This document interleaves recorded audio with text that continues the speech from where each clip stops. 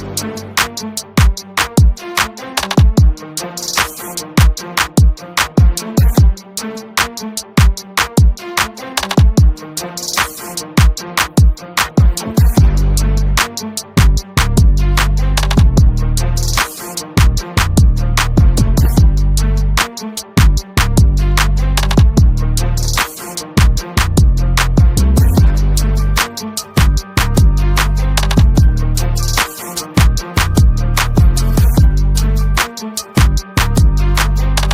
to another exciting episode of the Andre The Beast Crayton Show.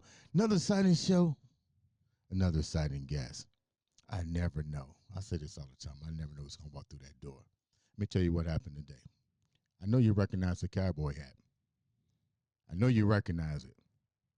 Mr. Tyler Truth is in the house. What's up, big dog? I'm doing good, doing good.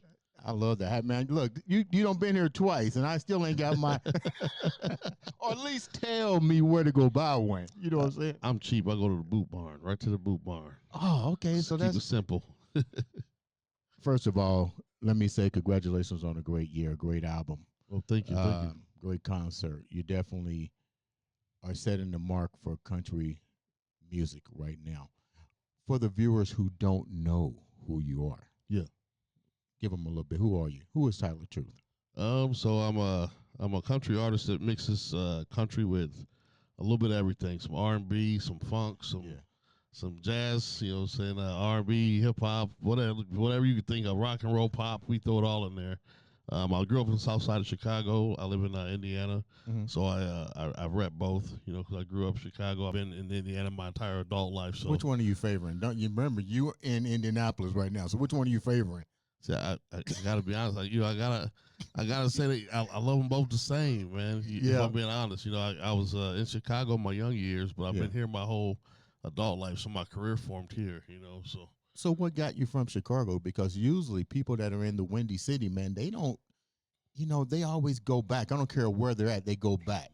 Yeah, I was one of those knucklehead kids that couldn't wait to get out of the house, and my mom was very religious, and so she told me the only way I could move is if the girl that I was talking to at the time said the only way you can move out is if you get married.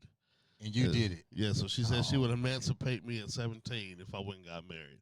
So I went and got married. Did the girl know that was part of the bargain? Yeah, she knew about it. So we lasted 7 years. I got my daughter out of it. We're still cool. So I mean, it all worked out. You know, I got my freedom and you had children? Baby girl. Yeah.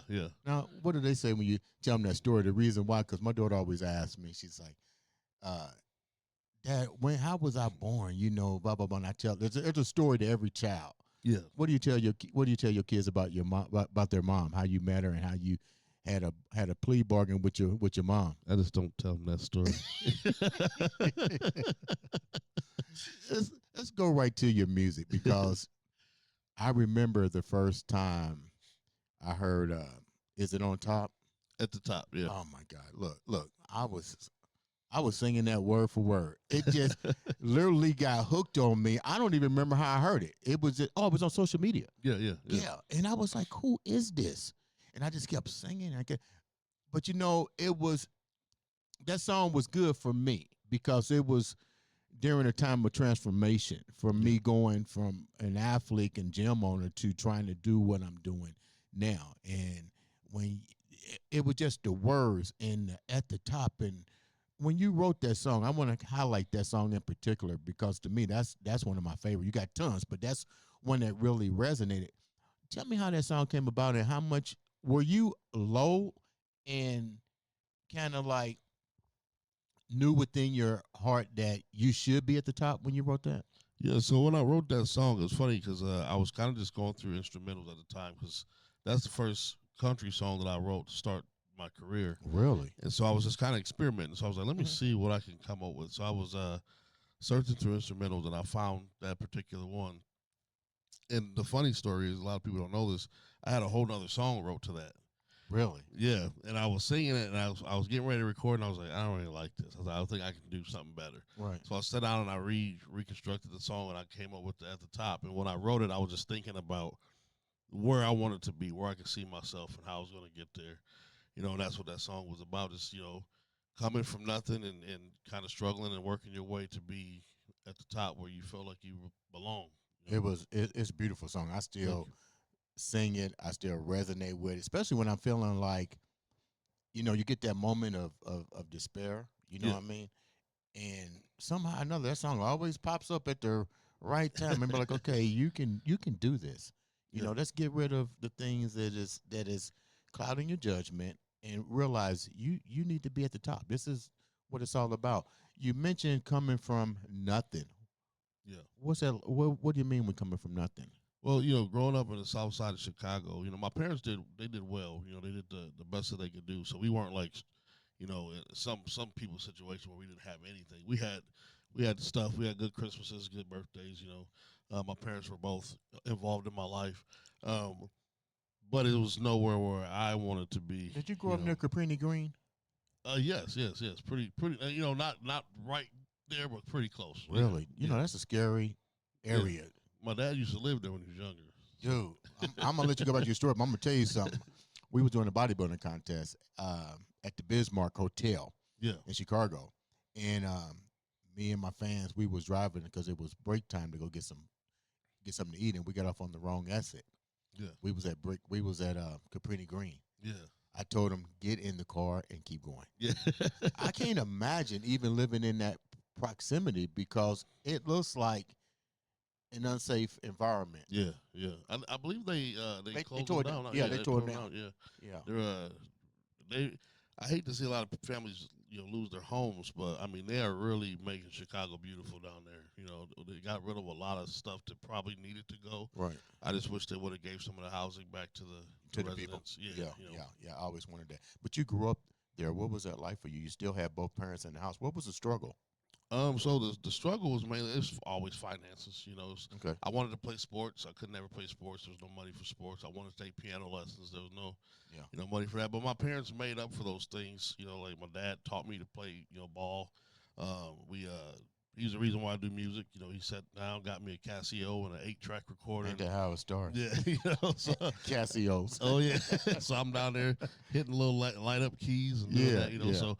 All the things I wanted to do that they couldn't afford, they made a way for me to do it, But I always said that I wish, growing up, when I had kids, that I was able to give them the things that I wasn't able to have. And we did that. All my kids played instruments. They all played the sports they wanted to play. So I was able to keep that going. So, if I'm not mistaken, your music career was started a little bit in the rap industry. Yes. What was your rap name? What was the stage name? It was Real Life the Truth. And don't go looking up that music because it was definitely so I always tell people my Real Life the Truth journey was me when I was younger. I was a wild kid. I was doing some crazy and it reflects in the songs. Yeah, fighting and out in the streets and doing a lot of crazy stuff. So I grew into who I am today. So I tell people my country music is me now. Yeah. It's me as a father, as a community member. It's like somebody that's really trying to make a positive change. Real Life the Truth that's me when I was, out there. Like, how long did that span last? How long did you carry that title before you realized that either it wasn't working or that you had to go back and rebrand yourself, and what was it like? To be honest, I didn't drop it till about 3 years ago, because I had changed as a man, but as a career, I was still trying to be a rapper. And what happened was one day my mom and dad, heard my music, and mainly my dad, because me and my mom, we're close, but my dad has always been like my right hand. I was always with him. He taught me music, sports, so we were always real close. And so he heard my music, and he called me, and he was like, man, he said, I'm hearing this stuff you're doing, and I said, I'm going to tell you I'm really disappointed. He's like, I didn't raise you to be this way or speak this way. He said, you got such a talent. He said, I don't know why you're taking it down this road. And I was like, that was like, yeah, that was really upsetting, and I was just like, man, because I tried everything I could to hide that music. So you kind of knew in a way he was gonna come at you. Yeah, and I did my best to hide it. How did it come out? I don't know. He found it on Facebook somehow. I think one of my siblings ratted me out. Somebody ratted you out, dog. One of my brothers and sisters, they probably told on me. Yeah. So was it a face-to-face conversation, or was it over the phone? It was over the phone, but we had a face to face later. You know that I'm really glad that he spoke those words to me because it changed everything. You know, changed everything. I started doing a different lane. I said, you know what, I'm gonna stop cussing. I'm not gonna stop cussing, but I'm gonna stop doing negative music. So I don't degrade women in my music. I don't talk about, you know, shooting people and killing all that stuff. It's like it's all just positive, fun, family music. We speak on life. Yeah. You know, I talk about depressing situations and struggle, but in a way to change it, you know, and not to glorify it. You know what I mean? Who stepped up to the plate to, because let's get real, your father was there, but now you're trying to elevate to a whole different game. You're trying to make this a profession. Yeah. You know, and the hardest part would, to me, would appear to be trying to transition a craft that you had done for so many. Let's call it what it is. If you can rap and all that, to me, that's a craft. You got something, because I can't do it. Yeah. But to change it over to a whole different genre and try to be successful with it, who did you go to for guidance? To be honest, no one, man. My dad taught me so much in the music when I was younger, like how to structure songs and write songs, and he gave me such a beautiful catalog of, you know, music to listen to. So growing up, I was listening to Carpenters and Earth, Wind and Fire, the Beatles. Okay, wait a minute. You said the Carpenters? I love the Carpenters. Beatles? Yeah, love the Beatles. I just got down listening to the Beatles. Yeah, see, and my music catalog is crazy. I mean, I've got heavy metal, I've got rock and roll, I've got jazz, I got funk, Steely Dan. Really? You got some Def Leppard? Got Def Leppard? Def Leppard, yeah. I listen to Journey. I listen to everything, man. So my Conway Twitty, like a lot of people. Come on now, I know man. So I've got such a crazy catalog of music. And before I did rap, I started in jazz. That's where I started. I started playing jazz piano. So I went from jazz to kind of funk to rock, and then, you know, kind of just when I got older and got with my friends, that's when we got into the hip hop stuff, you know. Yeah. But that my music background was structured in writing and composing music. And so when I decided to do country, all I had to do was listen to a couple tracks. I started kind of diving into the genre, because my thing is, if I'm going to do a genre, I want to know it. I don't want to be an imposter. I don't want to just come in and kind of, you know, throw 808s on it, you know. So I was like, I really want to learn how to do country first, right, and then evolve it into my own thing. You know. Let me go here with that. Which country artist most resonated with you? Was it a country artist, or was it a country group like Restless Heart or something like that? So the ones that grabbed me the most, honestly, was Conway Twitty, man. Like it's funny how I found Conway Twitty. You can tell me that story. I was watching Family Guy.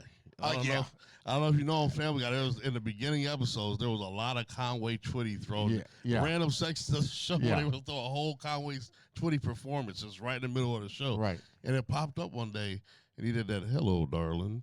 It's been a long time." Yeah. And I was like, what is this? You know, and it kind of just piqued my interest. So I started going down the Conway Twitty rabbit hole, and it got me into listening to other country. Then I found Florida Georgia Line. I really liked that. You know, so it was, you know, that was kind of where it came from, Conway. How were you worried about what they call sellout? No, so that's another funny thing, man. So when I crossed into this journey of doing country, nobody was doing it. Okay. Nelly had done his thing, but it wasn't really country. It was just him rapping with a country artist. Was it Georgia Southern Line he was with? Yeah, no, it was that he did Tim McGraw. It's all in my head. Okay. Yeah, that song. And so he had kind of dipped his toe in it. Yeah. And I'll tell you something I never told anybody before. I actually dipped my toe in it years ago. Me and a buddy of mine named Jarvis, we were kind of playing around with some country stuff. And I produced a couple songs, but we never did nothing with it. You know, we just kind of backtracked it. But I was like, okay, this time I'm going to, you know, kind of dive into it. So when I jumped in with the country, I mean, it was just like, I was like, I'm going to do it the right way. I'm not gonna be a sellout with it. I'm gonna do it the right way. So I kind of had my own thing going at the time, and then all of a sudden, right when I got my first album done and we're getting ready to release it, Beyonce drops Really? Cowboy Carter. Oh Yeah, shit. and so I was like, man, I had my own thing going. And she came in and kind of like, Yeah, yeah, she came and dropped Cowboy Carter. So then I was just like, man, I don't know if this is a good thing or a bad thing, because I had my own lane that nobody was right, doing. right. But then it turned out to be a good thing, 'cause she just opened up the floodgates for Well, she kind of did, and I think she made people look deeper into music Yeah, because they was also trying to say that country was more of a Caucasian thing, yeah, and it made people really research music. Like, what are yeah, you listening to? Where did it really come from? yeah, And it made people go, wow, we're just not this. We did a lot of stuff behind the scenes yeah, yeah, with that music. It's funny that you don't see enough of us yeah. doing this. Um, It's funny because I used to tell my friends this all the time. They get mad at me like my street friends. They get mad at me. that was my next question. You know I was going to go there eventually. Because What do your friends I say? used to tell them all the time. I was like, look, I was like, country is more of a soul. Yeah. R&B. It's more of an African culture music. Mhm. And I was like, if you really want to get technical, I feel like the Caucasian community they started rap. Because if you look at how they used to do songs back in the day, the Cowboys, they would sit there like, especially I can't think of his name. I'm having a Buck Owens. no. He was real. He just kind of they play the guitar and they would just talk songs. I think I know who you're talking about. Yeah, he's very. Is it popular. Roy Clark? Is it Roy Clark? No, he was. He went around and did the tour in the prisons. He was. Johnny Cash? Johnny Cash. Yeah, it was right on the tip of my tongue. I was like, couldn't think of it. But if you think of how Johnny Cash sings, it's more of like freestyling. It's like it almost sounds like somebody playing the guitar. Yeah, I went on down to the grocery store and I got something to eat. You know what I'm saying? That's almost like rap. Yeah. And so I always said I feel like the Cowboys kind of invented hip hop in a way. The rap flow, the flow of hip hop, and then it kind of got pushed into the streets. But that's just my own thought process. Nothing wrong. We all have to have our own thought process. Were you ever afraid of switching the narrative? No, because I didn't switch who I was. I just switched how I presented it. So my country music is still me. I love country. Mhm. I love rock and roll. I love jazz. You know what I'm saying? So I was doing hip hop just because that was what I was doing at the time. So I went out. That's why I said it was very important to me to learn the country and do it the right way, because I wanted it to be me. I didn't want to sell out and start doing a bunch of crazy stuff. I said if I want to do it, it's going to be me. What would you have? What I know eyesight is 20/20, but what would you have done if the album didn't take off the way you wanted it to? Probably went into something else. Just being honest. Probably went into something else, writing something else. Probably would have went back to trying to do R&B or just production, because that's what I did at first. I was a producer and writer, so I probably would have if that album wouldn't have did as well as it did, I probably would have just went back to writing for people, because I didn't want to keep going down the lane I was going in with what I'm saying. After my dad talked to me, I didn't want to keep cussing and doing all of that. So, and hip hop is so weird. Hip hop and rap is kind of weird. It's like you have gospel rap that does really well, but I'm not a Man, it gospel does rapper. really Yeah. good. I was, what surprised me is one of my favorite groups is Breaking Benjamin. Yeah. All of their music is spiritual. Yeah. And I was like, it took me a minute to listen to the words. Yeah. And I was like, man, these cats is off the chain. And I didn't realize so many groups are really speaking spirituality in their music. Yeah. And I was like, wow, Yeah. mind-boggling. How do you do it? So with me, I like to Do you base it off experience? yeah, so all of my songs are wrote off of my experience or experiences of people around me, So I might tell a story from my point of view, but it might not be my story. It might be something that a friend of mine just went through, but I'm not gonna put him on blast. Like, this happened to you, Right. So I'll write the story like it was me and I went through it, because it still gives the same message, Give me an example of that it was somebody that you don't have to mention their name, that you felt compassion to say, you know what, Let me try to put my lyrics to maybe what he's going through. Yeah, so I got a song, for instance, For the Fame is a song on my album, and it talks heavily about coming up in the street life Mm-hmm. and transferring into, trying to find like a more godly, honest path. Mm-hmm. And I was never in the streets. I was never like I was somebody that liked to fight a lot. And I was always in trouble in school, but I was never like a gangster, like selling drugs. That was never my thing. Mm-hmm. But all my friends did, so I was around it all the time, and I seen the outcome and what happens when you do these things. And so I like to get that message across to like kind of help people to switch over, because there's always another path. There's a lot of hustles out here. It don't have to be illegal. I like that song. I thought was really good. I think it was like Wrong Place, Wrong Time. Yeah, wrong Man, turn. Yeah, Wrong Turn. Oh my God. I kept listening to it. Was that you? Were you talking about you? So that one is kind of funny. It was about me, but a friend of mine like told me, he was like, that really resonated with his life because it's talking about being away and missing family and missing Yeah. your everyday life. And I wrote that song, and then he became a truck driver. And so when he was out on the road, that was like one of his like anthems. Really? Yeah. Yeah. You got some. Your music is pretty deep. It's more like I hear a lot of artists, and I've seen a lot of artists come on this show, and it just amazes me now how music has evolved, where you guys are really putting more of yourself and other people into your music. What's your take on music today? It's 2026. We Uh, saw the Beyonce drop that thing like you said, and I mean everything. And really, you don't hear a lot of rap anymore either. no, you hear a lot of mumbling, but Yeah. know. I'm not. You said that, not me. Yeah, I speak out about that a lot. I hear a lot of the younger crowd talking about the old heads, and Yeah. I'm like, I'll take a Ti or a Jay Z any day over some of these younger guys. Like Yeah. everybody sounds the same. They find a style that they like. They put a bunch of auto tune and catchy singy stuff on it, and nobody's saying that. They're all. It's like I've never heard so many songs in my life that 1 minute you're talking about being in love with a girl, then you're talking about smashing a bunch of girls at a party, then you're talking about shooting one of your friends. It's just like, where is this song going? Like, what is this about exactly? You know what I'm saying? Yeah. Back in my day when our artists, they'd have a song from start to finish. It's either a love song and it's all about love the whole song, or it's a street song. It's all about the street. There was no. There was no in between. Yeah, it's Yeah. like I feel like nowadays this newer genre, this newer generation, they're just grabbing words that fit. Mm. If it rhymes, they throw it in there, and it doesn't matter where the story goes. There is no story. It just rhymes. What makes a good artist, in your opinion? You are not only a producer, a writer, a performer, an entertainer, a artist. Let's call it what it is. What makes a good artist? I feel like to be a good artist, you got to care about the craft. Like you got to care about what you're doing.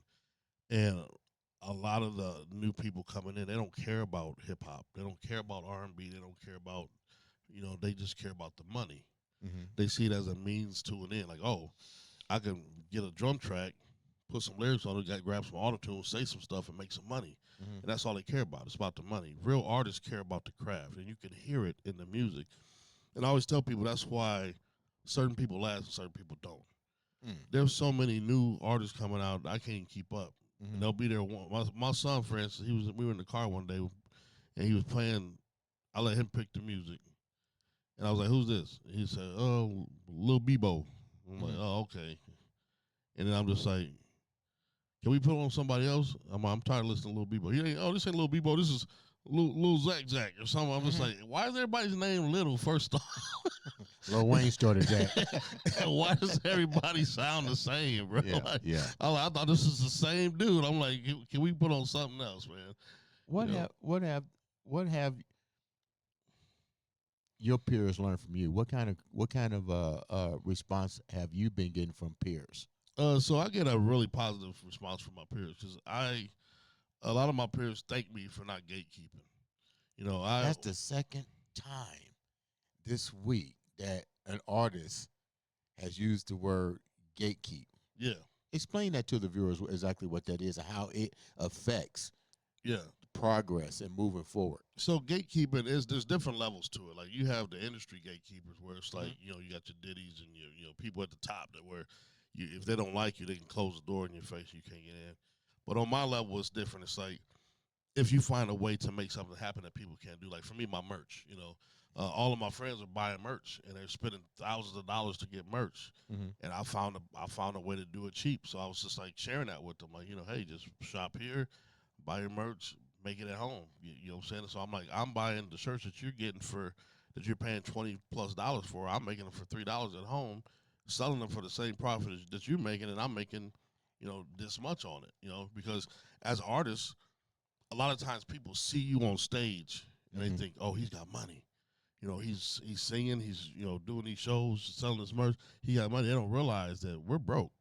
It's like when you decide to come into this life, the beginning of it is struggle. You're putting a lot of your own money to back your own stuff. Exactly. And so everybody wants the free shirt. Can I get a free sweatshirt? Can I get a free everybody wants that. I don't think they realize, like, I don't think you get this is how I survive. If you don't buy the shirt, I feel you. I literally set aside a couple $1,000s just to send merch. Yeah. I send a lot of it to, as you see on social media, I send a lot of merch overseas. Yeah. Because that's a market that, believe it or not, they listen to a lot of stuff that we do in this country. Yeah. And they will support you a lot quicker than I feel most people on our own soil will. Yeah. Because like you said, they want a shirt and I think, you know what?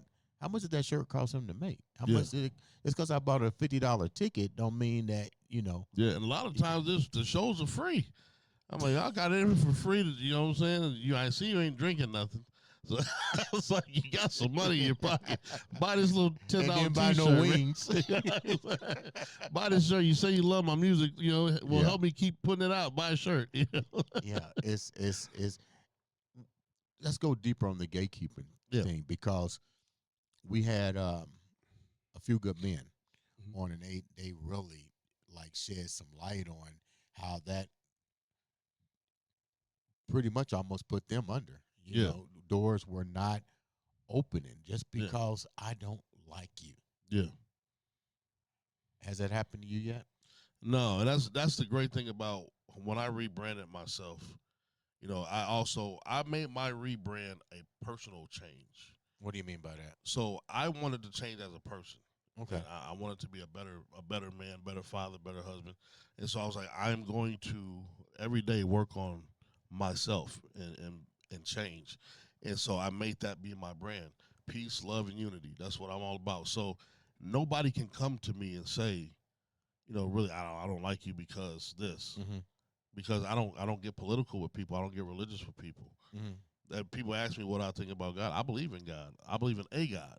I don't know which God is right. I believe we're all praying to the same God. We just got different stories about him. I say that all the time. Yeah. Yeah. All the time. And it's really a situation to where you want people to think outside the box. Be an analytical thinker. Think a little bit. Yeah. Let's go here. The most important person in your life is your mom and dad. How was your dad taking the change? Oh, he loves it. He loves it. Has he been to some of the tours? Yeah, he came. He actually came to my first band show, so I was happy about that. I bet you performed like crazy with a smile on your face. Oh yeah, we did the Taste of Tippecanoe, and my dad was there, and we had a blast. But that was the first time I played with my live band, and they are phenomenal, man. Who's your band? So I got two bands. I want to give them a shout out if that's okay. Go ahead. The first band is the Tim Gant Project. So if you get a chance, go on YouTube. They don't got very much out yet, and I keep getting on them about them. I'm like, Tim, you got to get something on YouTube. But the Tim Gant Project, they are phenomenal musicians, man. Okay. Phenomenal. And they're my live band, like my electric band. So, and then I have an acoustic band that I travel with called Ginger Wit. So it's cool. It's a saxophone, piano, and guitar, and then bongos. So we don't have a drummer. We don't have electric. It's all acoustic instruments, and they do phenomenal. So that's where we actually have a show tomorrow night in Monticello that we're doing. So our very first one together. So I'm excited. Really? Yeah. So, but they're going to get to hear that when they come this spring and this summer when you perform here live at the Sheraton Hotel on the Andre The Beast Crayton show. Oh, yeah. Get to hear both of them. Let's go here for a minute. You're getting ready to start your tour. Yeah. The Bonfire. Yep. Man, that sounds interesting. Oh yeah. Tell me about it. So I gotta give a couple more shout outs to tell you about this. Shout out anybody you want to, man. You deserve that. Huge shout out to my brother Rich Rigo and WTMF.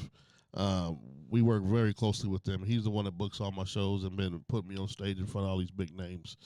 So I love Rich. You know, I always got to thank him. Just in Time is the one. He runs what they call a redneck rave. And so the redneck rave, yeah, I got a story about that. So the redneck rave is it's just a really cool. It was the coolest thing I ever seen. I was nervous going to it the first time. I'm pretty sure you were. Yeah, I was like, there was a lot of Confederate flags everywhere, people riding forward, but I was like, I don't know if I belong here. Yeah, I got nothing but love. Really, nothing but love. And man, you know what? That goes back to the conclusion of illusion. Yeah. Because that happened when I went to Texas. We went bowling after I landed that night. And I said, let's go bowling. Yeah. And we walked into this bowling alley, and it was like you can hear a pin drop. Yeah. I saw the flags and all that. But first thing I said was, hey, how you guys doing? Everybody loosened up.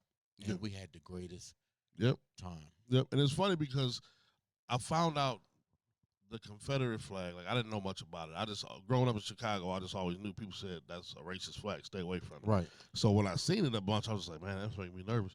But then, you get to talking to some of the people, and they're just like, nah, man, it's not about, like, we don't wave this flag. Now, everybody, some people do it to be racist, but they're like, most of us, we wave this flag because we have family members that fought in the war, and they fought on that side. So even though we may or may not agree, this is our heritage. You know, just like, I respect that. So I respect that because we might have family members that were Black Panthers. That don't mean I'm out here fighting the war against the, I don't believe the same things that they might have believed, because back then there was some radical stuff that people believe, but I get it because, you support your ancestors, your heritage. So a lot of times that flag, for people isn't a race thing. It's just they're supporting their heritage. I'm glad that you learned that and that you passed that information on.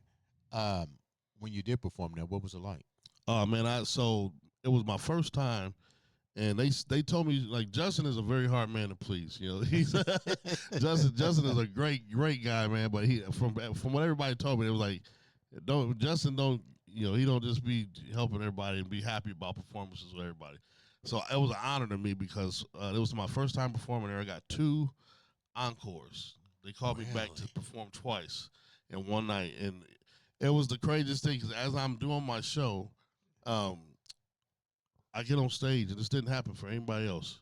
I get on stage, and I start performing, and it just so happens people start shooting fireworks off as I'm performing.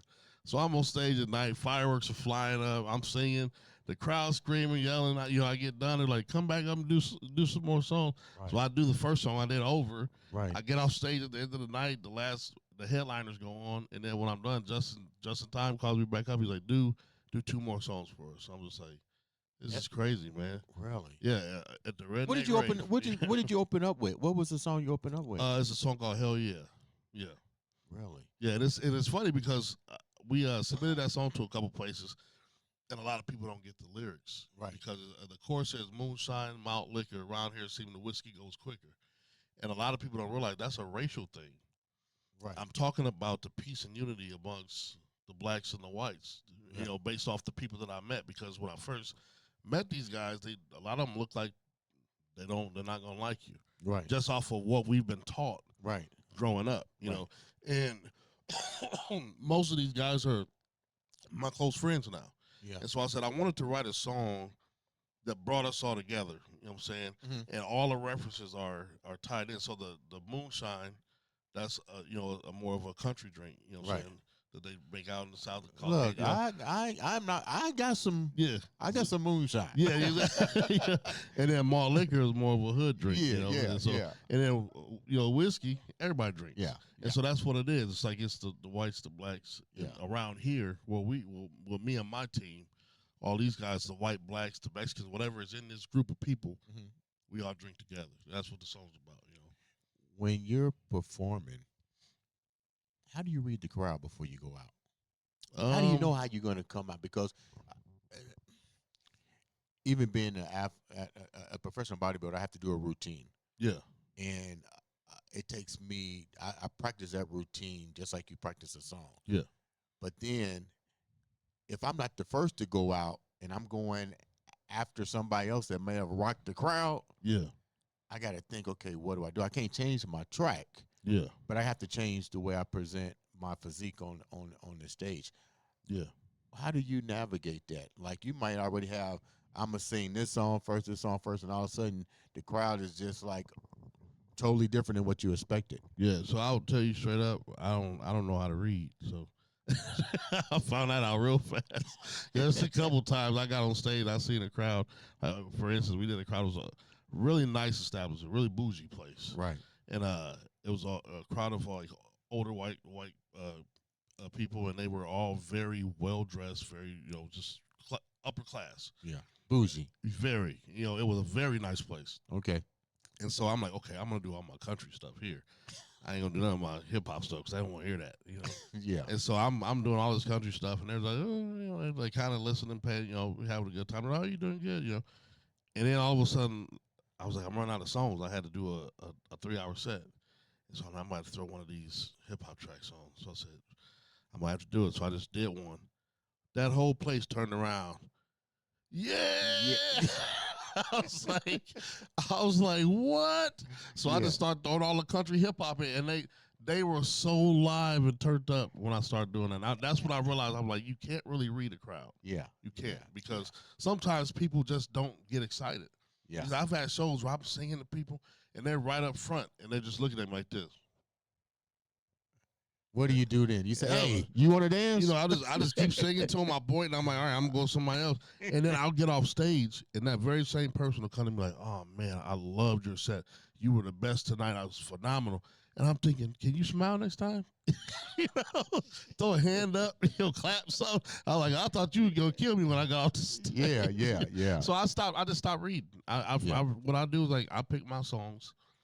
I go up there and I do my songs the best that I can, and I just give the crowd all my energy, and then I get off. And whatever happens, happens. That's where I'm at with it now. How has the new transformation for you felt?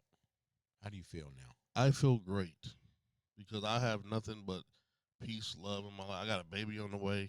Yeah, I see. Do March 20th. Yeah, yeah, she's smiling. So yeah, I mean, life feels great, man. I've got a great family, great friends. My life is nothing but positive. I don't bring any negative energy into my life at all. That's my whole that change that I was talking about. I made it a life change. So my brand is peace, love, and unity. So every time I see somebody, I'm bigging them up. Like, bro, keep doing your thing.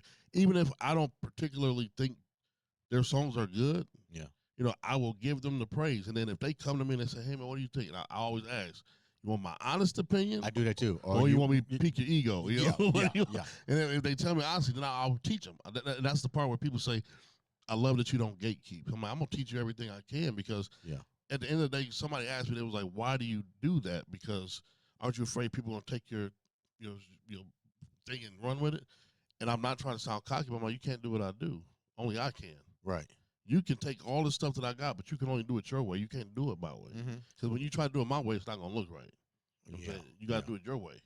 So I don't mind sharing that information. I think a lot of people don't see the big picture with that, and you're right. Why hoard something that you can get? Because if you're good at it, you're just going to keep evolving and keep evolving and keep evolving. So why hoard it? I just never. Well, I know it's because of money.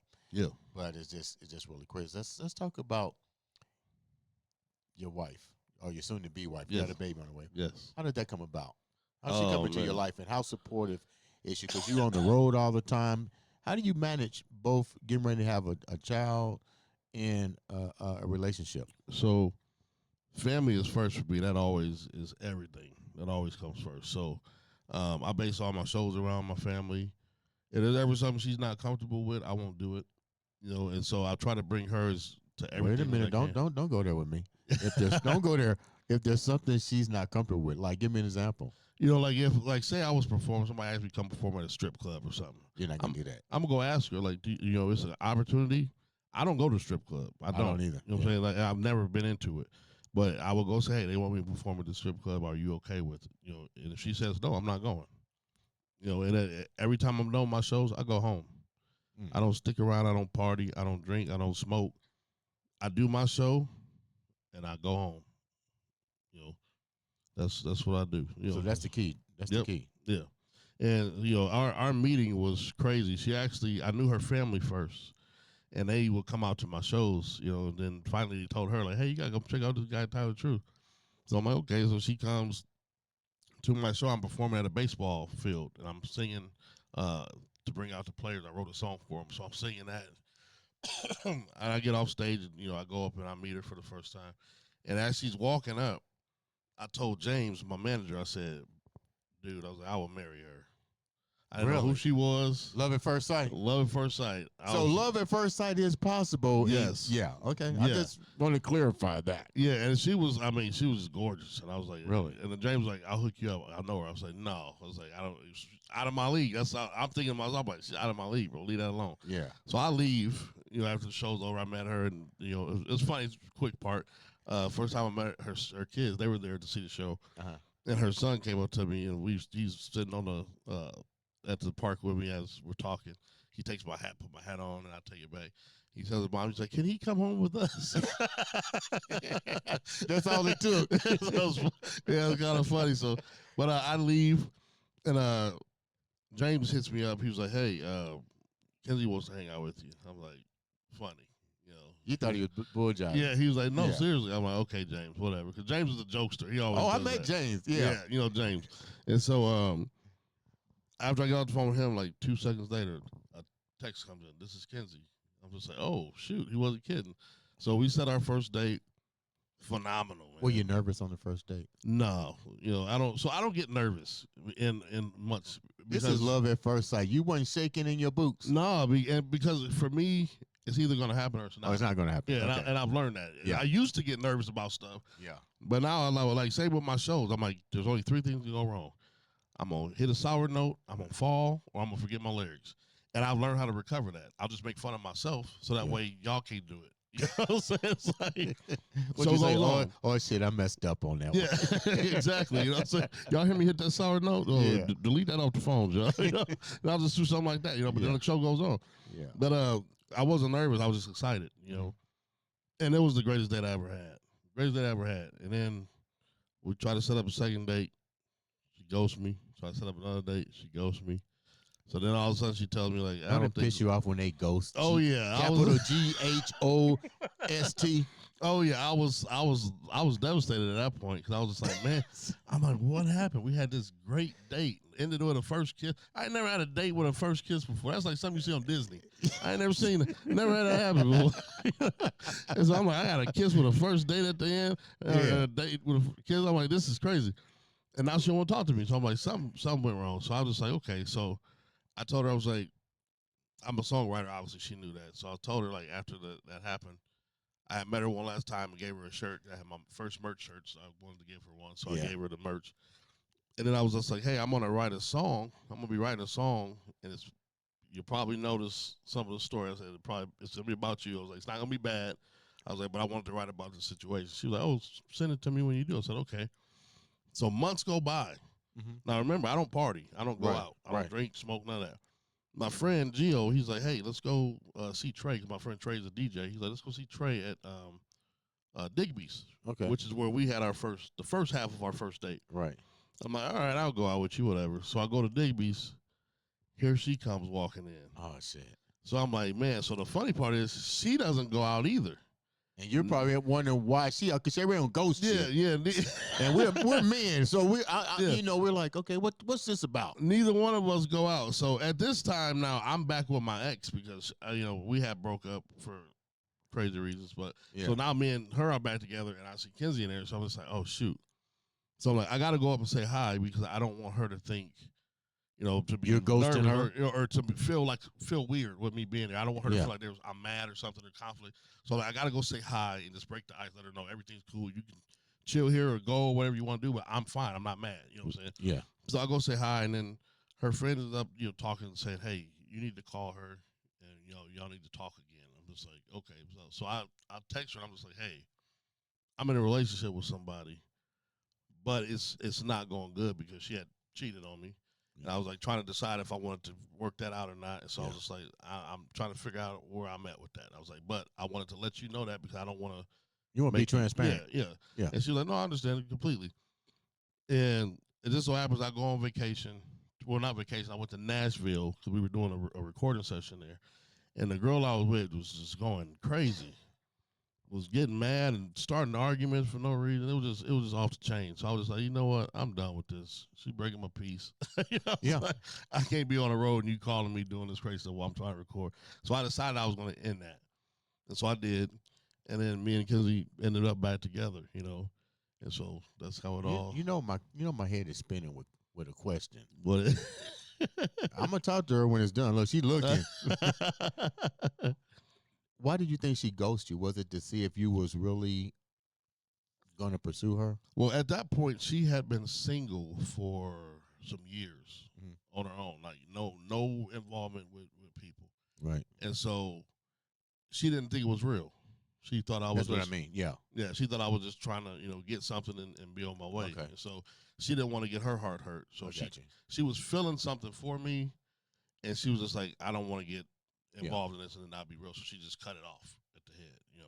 Was it the song that you wrote or the poem that? Wait, hold down. Here's the question. What was some key things that you put in that song that really made you vulnerable to her knowing her situation? Because let's get real, words.